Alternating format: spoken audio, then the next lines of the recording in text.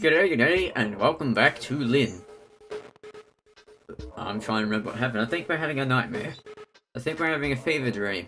Where we're imagining ourselves in front of everyone and we're gonna make a fool of ourselves, I'm guessing.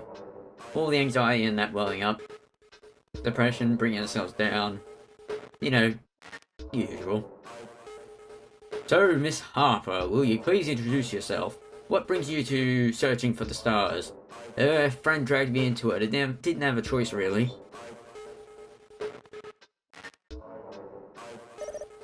I need to lift my head, stop looking at my feet. I doubt I'm making a good impression. My group about the microphone spasms. When did I have a microphone? Oh well, it doesn't matter. Is that distorting in the background? I'm Lynne Harper, and I'm 15 years old. I go to Grey Court Secondary School, and I'm not that good at anything. The audience laughs appreciatively. Oh, my friend Susie made me sign up for this, and she put together a routine for me, so I'm going to sing and dance. Alright, do your best. Yes, thank you. Will we have to listen to her sing? The music begins to play. It's the song Aki composed for me. It's not copyright, is it? But there's something wrong with it. It's muffled and distorted, like it's playing from the bottom of the ocean. Maybe because you're in the bath drowning. That might be the case, the cause, the reason. More stressed. Thousands of beady, unblinking eyes are trained on me. They all want to see me fail. Maybe this is what I deserve. I watch Britain's Got Talent and the X Factor in the living room, and jazz sometimes, whenever they're on, and we always snigger obligingly at the crap acts. The old women with false teeth who can't sing. The stunt artists who trips and falls over their own feet. The comedians who can't get a single smile, yet alone a laugh. It's just a public exercise in meanness, really. It's a way to mock and belittle those who dare to think they have talent. But I don't think that. I know I don't have any talent. Don't be so harsh on yourself. I'm just Lynne. Plain Lynne. I don't even have an extra E at the end of my name. And speaking of which...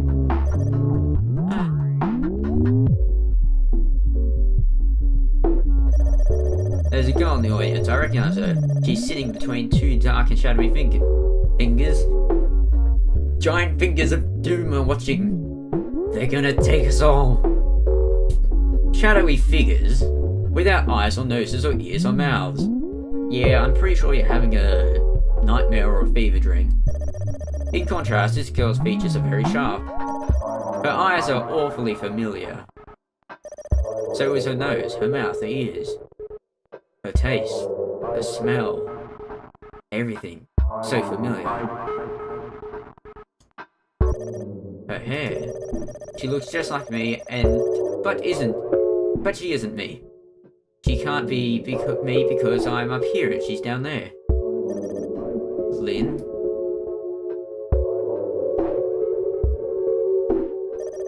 The music continues. I stand there feeling stupider and stupider with every passing second. I sweat, makeup, animal fat rolls off my skin in gobbets. Gobbet? What's a gobbet? A gobbet? Sounds like something you eat. You're gobbling it up. Gobbet this, gobbet that. More stress. The audience are getting restless. They start calling out to me. I can't hear what they're saying. I'm glad, too. But I get the general gist. They stamp their shadowy feet. They point with their shadowy fingers. They shout with their shadowy mouths. Get off the stage! He's not doing anything! What a waste. A waste? I really am. A waste. I feel faint. I think I'm going to collapse until... A strange, scuffling sensation begins to creep. No, not just creep, caress my body. The touch is almost intimate, but in such an incredibly wrong way. It makes the hair stand up on the back of my neck. Wait, was I saying all that before in my normal voice? Whoops. What's happening? There are feelers all over my body. Or maybe they're not feelers. Could they instead be legs? Why do you have legs all over your body? Again, I stress, I think this is a fever dream. Or a nightmare. Yes, legs. That's what they are. Hundreds of tiny insectile legs. They trail down and swallow my back. They probe the dark crevasses of my belly button. They swerve against the inside of my thighs. They're everywhere, all of them. Horrible, horrible monsters. My body is crawling with dozens upon dozens of millipedes. Where did they come from? I don't know. I don't know if I'll ever find out. The audience are laughing. The sound threatens to burst my eardrums. I have very narrow ear canals. Mom says it was a medical condition. It runs in the family. I cannot deal with all this. These disgusting, filthy, horrible creatures. I try to pat them away and brush them off. A few military feet fall from my thighs and land upside down on the wooden stage, the legs squirming pathetically in the air. Hundreds upon hundreds of those. I step on them and they burst, leaking black insect glue all over the wooden stage. The audience laughs harder. They're pounding their feet against the floor. The stage seems to shake. Why are they enjoying this so much? What did I do wrong? No matter how many millipedes I shake off my body, there's more spawn to replace them. They're endless. They continue to wriggle and writhe, covering every inch of my body. Between my toes, against my armpits, even inside my mouth. Oh, that's a lot of stress. I choke, gag, down to the tight legs, even thinner than pipe cleaners. Try to prise my lips open. I can feel them wriggling against my tongue. I'm going to throw up. I'm going to vomit millipedes all over the stage. Everybody's going to see. They're going to laugh. Everybody. Except her.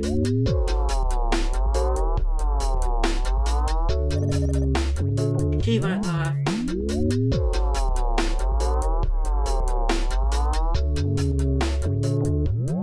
Why not? She'll just watch and stare, and she won't do anything to help me.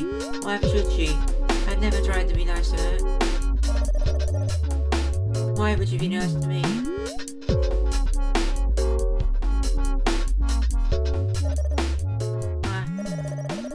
I can't keep upright. I fall to my knees, squashing several wriggling millipedes beneath me. There are more and more of them. Their notches clawing against my skin, over my brow, inside my bra. Instead there. Inside me. Inside my mouth. Beneath my eyes. Secreting away. Inside my veins. I'm choking. I'm drowning. You're in a bath. I think you need to get up. I'm dying. And everybody laughs.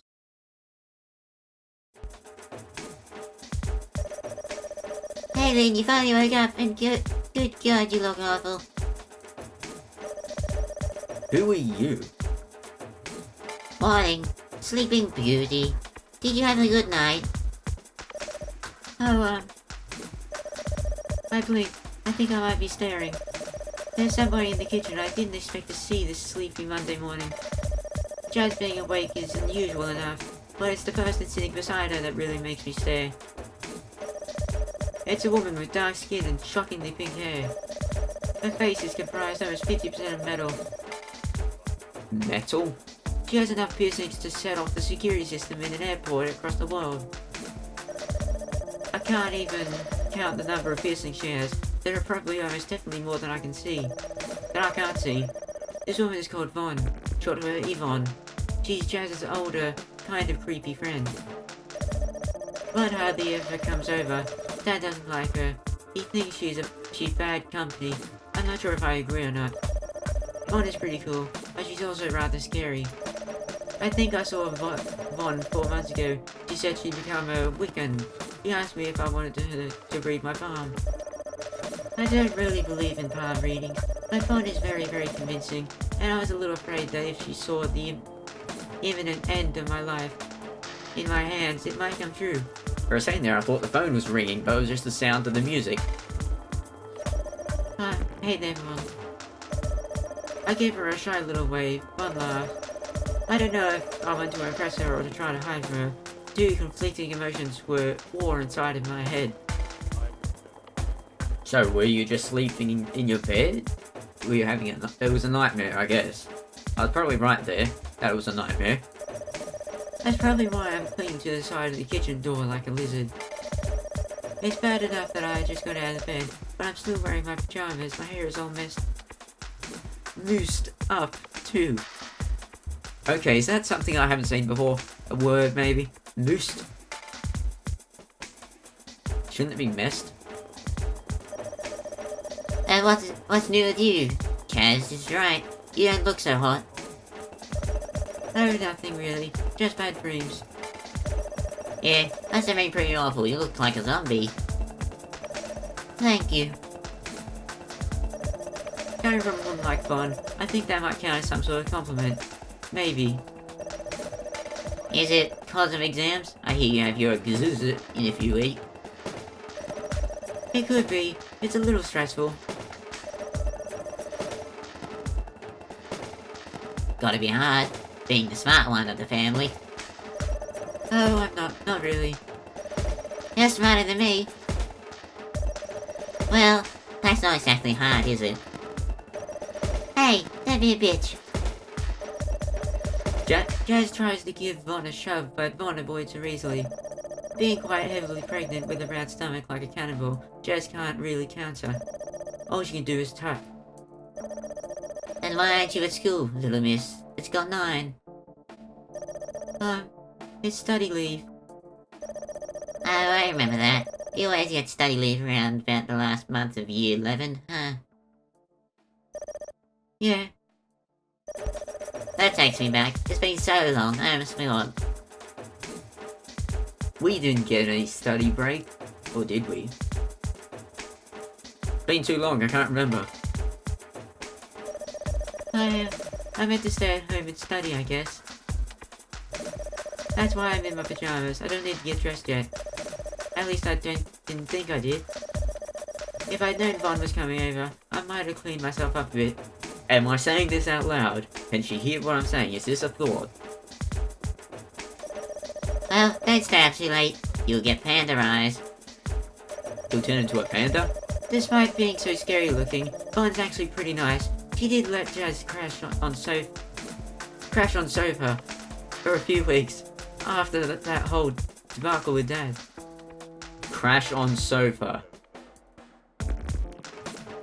Some of these words don't sound right. Then again, Jazz did get knocked up at the party Vaughn held at her house with all her weird goth friends. Then maybe she felt responsible. Whatever. I don't really understand Jazz's relationship with Vaughn, or how they became friends, in the first place. But it's not my place to pry. All I know is Jazz and Vaughn have been friends for over 6 years. Vaughn's 27, I think. So they must have met when Jazz was 13 and she was 21. That's a bit weird, but they've always gotten on pretty well. I don't think they're dating, but Jazz likes to make jokes. I'm pretty sure they are nothing more than jokes, but with Jazz, it can be hard to tell. I glance at the bread bin, the plastic bag of Warburtons. Warbutons. I made the same mistake again. Maybe because I'm so used to seeing it as Warburtons. Warbutons. Half and half is all but empty, with only 2 slices remaining. As I thought, they're the crusts. What's so bad about the end pieces? Thanks, Jazz. Thanks, Vaughn. Well, it doesn't matter, I'm not hungry anyway. I sigh, closing the bread bin. With a dull thud, Jazz blinks. Don't you want to eat anything? No, I'm fine. You'll get sick if you don't eat. You're already so tiny. I'll be alright. Memories of my dreams still linger in the corners of my mind. I'm afraid that if I put any food into my mouth, it'll suddenly transform into squirming mass of spindly legs. Spindly legs. More stress. I still feel sick. I need to get out of here, the kitchen's stifling. I'm actually going to go see Susie. Are you going to study together? Something like that. Alright, whatever. Jazz gives me a lazy wave, her free hand resting against the bulge of her belly. She always seems to have one hand pressed against her belly nowadays. Maybe she's trying to communicate with the alien life form growing slowly inside her. Or maybe she's trying to stop it from bursting out. Like an alien from Chestburster. That was mixed up a bit. Like the Chestbursters from Alien. That's a scary thought. Even scarier than Vaughn. Have a good one. Lynne, don't stay out too late. If Thad gets back and you're not here, he'll go ballistic. I know. More stress. I know only too well. Are we going to a flashback? Nope. We are sorry to announce that the train departing from Platform 2 to London Waterloo is delayed by approximately... I have a silent glance at the electronic board. I heave a sigh and glance at the electronic board. The train times blink up, bright orange against the black. Susie lives a couple of stops away. She'll only take 5 minutes to get there, give or take, but there's some kind of hold up. None of the trains are running on time. For London, that's actually pretty rare. People always joke that it'll be the end of the world before trains start arriving on time, but the trains and buses in London are pretty punctual. Even when they aren't, there are so many other trains and buses that follow similar routes, it doesn't really matter. I wonder if somebody threw themselves onto the track. More stress. When there's a big delay like this, that's usually the case. It's a fact of life that I've been aware of ever since I was 5. That's actually kind of depressing. I frown, tapping my foot against the platform. A bag of chipsticks rolls past me. They bounce by the breeze. The packaging glimmers in the sun. There are enough bins around here. Why do people litter? Are they really that compelled to cause petty crimes? Oh well, it's got nothing to do with me.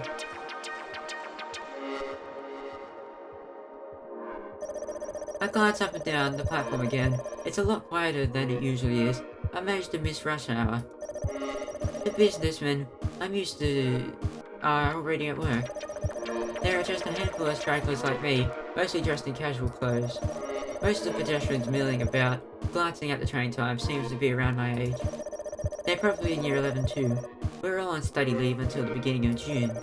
And speaking of people my age, I see a girl. Oh, this one again.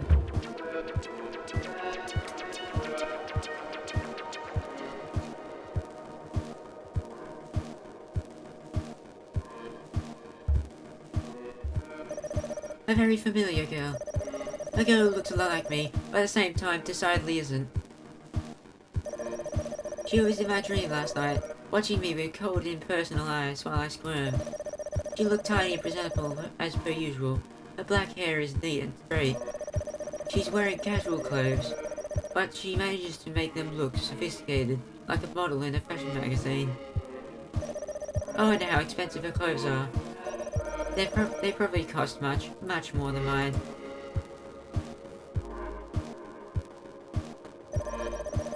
Lynne catches me staring and blinks. She looks at me, tilting her head to one side. Is she going to come over? Does she want to say hello? I hope she doesn't. I'd rather swallow a sewing needle than speak to her. I never talk to Lynne in school. I certainly don't want to talk to her outside of it. Why is she at the train station at this time anyway? She doesn't have any friends to visit. I know because she's been in the same form group as me since year 7. Maybe Miss Madley thought we'd get along since we look so similar, and I've never seen her talk to anyone. She just sits by herself staring out into space. Not that she seems to mind. What a weird girl. I really can't stand her. In fact, I think I hate her. But I've said that already, haven't I? Yes, you have. Oh, we're finally at Susie's house. Okay, that music was just creepy. Well, that's all the time I've got for this episode. If you enjoyed it, be sure to leave a like. If you enjoy what I do, why not subscribe? And hit the bell so you can catch up on all the newest videos that I make. With that said, thanks for watching. Have a fantastic day. And be sure to tune in next time. Cheerio. That music is a bit disturbing.